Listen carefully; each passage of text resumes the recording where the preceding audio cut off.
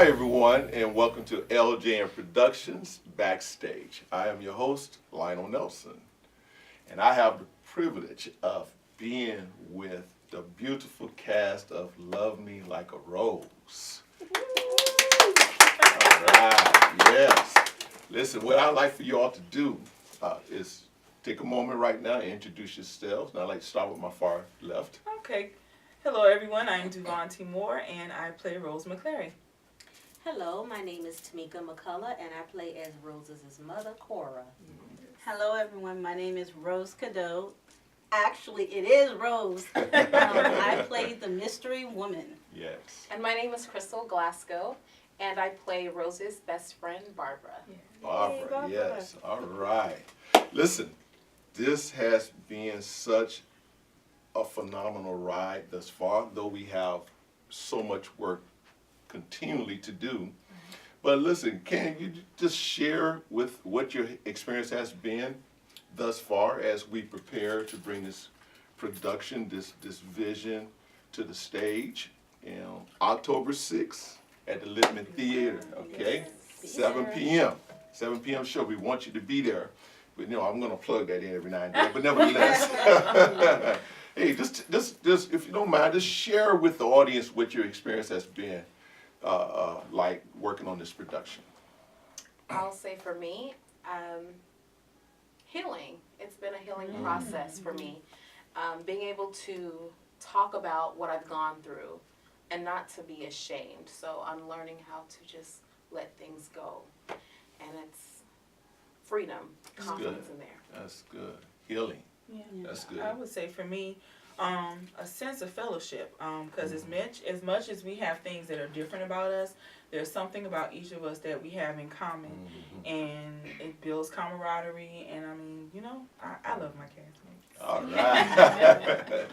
Well, for me, it opened doors for me. It opened doors as far as in my spirit to really take a hold of these girls who I see now as my sisters. We come in all shapes and sizes, as you can tell, Yes. but we all have a story behind the scene. Absolutely. And I feel as though that story is being portrayed in this production. Wow. And Awesome. it's going to be powerful. And I just hope that everyone looking at this interview will actually tell your friends, tell your neighbors to come out and really see how, it may be something in this production that can change your mind or help you in your current situation. That's good. That's good. I want to interject to that. Like, I had a revelation with acceptance because I was in denial for so long that never happened to me or it couldn't happen to me. And when you reflect back on the fact that you did go through domestic violence and you accept the fact that it's okay that you overcame it and you don't have to like carry on that burden anymore, you can just release it. It's like you overcame what you went through.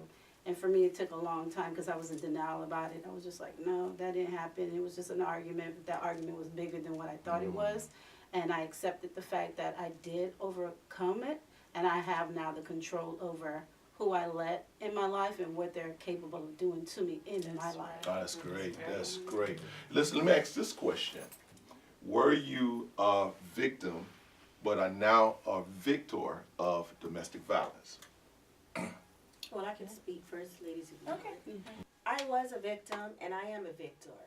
My situation started back when I first graduated high school, and my parents sent me off to college, and I was 12 hours away with no family, just me.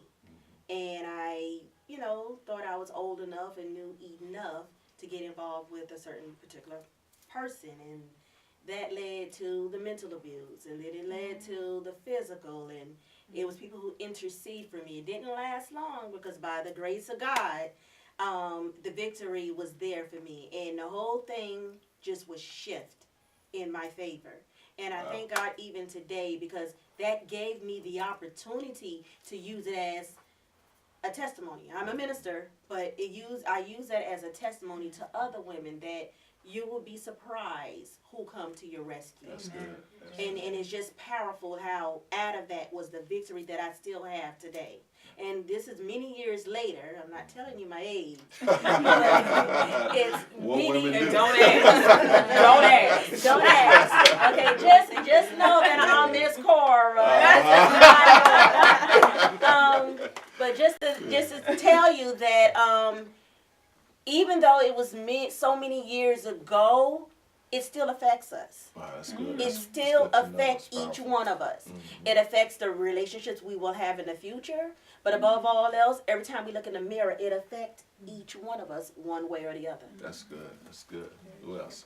What I can say is a lot of us don't look like what we've been through. Mm-hmm. I want to start with that because I'm glad for that, because we shouldn't wear these things on our shoulders. I was a victim at one point, and But by the now a grace of victor. God, by the grace of God, I am a victor. And Yes. for me, and I think I shared this before, for me it was about learning who I am. When I didn't know who I was, I would accept anything, because I didn't think I was worthy. I didn't know that I was worthy of more. I didn't expect anything more of somebody than what they gave me, and I thought I had to take it. And so for me, that's what led me to stay in a relationship that was abusive for the period of time that I did. And like I said, by the grace of God, he started showing me who I am in him. Right. And I began to learn what my worth is, And for me, that's where it kind of starts. And it's a process, because we're not born knowing our worth. We have to learn that. And it starts from as early as, I don't even want to say infancy. Yeah, I was going to say adolescence. But before then, if we're not brought up with the tools and the knowledge of self, then we grow up to be adults without the tools and knowledge of self. Right. And, such was my story. And I grew up in a home that was abusive. And so I took it from people who were not family. And it led me down a dark path, because I spent half of my life in darkness. I didn't want to be here. I tried to kill myself. I didn't want to live. I didn't think I was worthy. And I remember it was one day I had a prayer. It almost brings me to tears sometimes, just thinking that I was there. I prayed to God and I was crying. I said, God, just take my breath, take my life. I'm breathing air somebody else could be breathing. I'm taking up space that somebody else could have. What am I doing here? If this is my life, I don't want it. I said that. Wow. I said that. And so I'm just grateful to God that he turned it around. If I did not have a relationship with him, I don't know where I would be. And so, from victim to victor. And I'm not emotional because I'm still hurt by it. It's just the fact that I was even there in the first place. Right. I think that's something that all of us could agree with, that we still tear up, we still get emotional, because we see how God's hand was in that. We see how he actually went through all the muck and the trash and the dirt we were in, and he just took his hand and he just gradually pulled us out. And he pulled us out in a way that, we don't show our scars. We don't show it physically, but that spiritual scar is there, and it still is. It's a process. And many of us probably could agree that, yes, it was that abuse, but we don't let that abuse take over our life. You can't. Right. And, it's part of that forgiving that all of us can, really attest to, is that, forgiving is part of the healing. And that's something that at my church, my apostle is, always talking about. That's good. Got to have forgiveness. Got to know self-worth. Ladies, you wanna share your story. Well, I want to start off saying I was a product, meaning was past tense, a product of domestic violence. And I just want everyone to know it comes in every form. I just don't want the ladies or the guys that we're reaching out to see it only as a physical abuse. It's a mental abuse, it's a spiritual abuse, it's an emotional abuse. I can say out of all of those three, out of many I've experienced, the mental abuse, in a sense, to take away who I am as a child of God and saying I'm not good enough. It got me to the point where if it wasn't for my Lord and Savior, I don't know where I would be, because the ambition and the drive that he gave me at 6 to want to do this, and thank God I'm still doing this, it was taken away from me in high school. It was like, you're never going to be good enough, or you're too dark, or you're not pretty enough. It kind of lowers a young girl's self-esteem growing up in this, era. And to say that on top of being physically abused because you witnessed it as a child and you thought it was okay, That was the way of showing your love for the person. That took a toll on me because I had to get out of that situation mentally and get back spiritually. And there was a person that my faith in God was so strong that they tried to diminish that. Like, you're still in this situation, you're not going to grow in where you're at, so where's your God? It was just, you know, diminishing my Wow. character. Wow. So I had to step aside of that. Like I said, it took the great, you know, by the grace of God and a lot of prayer and my faith to get out of all three. So I just don't want anyone to only assume that just because you're not being battered on a daily, that you're not mentally being abused or you're not spiritually That's and good. emotionally That's being good point. abused. Very That's true. good. Awesome. Very true. I grew up in a home that was abusive. As my castmate Rose was saying, it wasn't as far as physical, but it was mental. And the mental abuse, they leave scars that you don't see, you know? So, like as for me, I had to grow up with this mentality that I wasn't good enough, or